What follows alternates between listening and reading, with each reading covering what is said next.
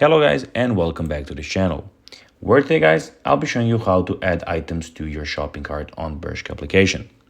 So guys, the first thing that we of course need to do is go to the App Store and download the Bershka app. Now when you do that, you just need to go and log into your Bershka profile. But guys, if you do not have one, don't worry, you can of course go and register to Bershka. But guys, if you do not know how to do that, you can always go to our YouTube channel where you have plenty of how to Bershka videos where you can see how you can do this. Now guys, that we got that out of the way, let's see what we actually have in front of us. So guys, here we have the Bershka application, as you can see, where we have the home screen, where as you can see, we have all the things that they want us to see. So we have some promotions, some sales that they want us to see at first. Also, here is the search bar, where you can go to the search bar and write anything you want to buy here. So you can go and see jackets, dresses, whatever. You can see also what is most searched on the app.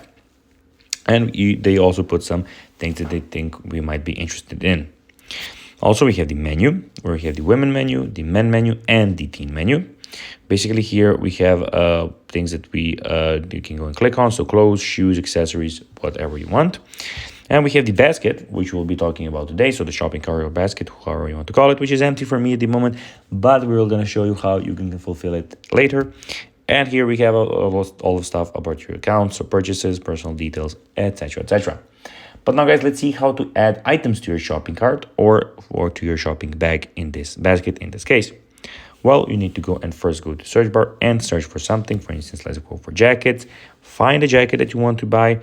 And then when you're here, you just need to click on the top right corner and you will have it in your basket, in your favorites when you click on it there.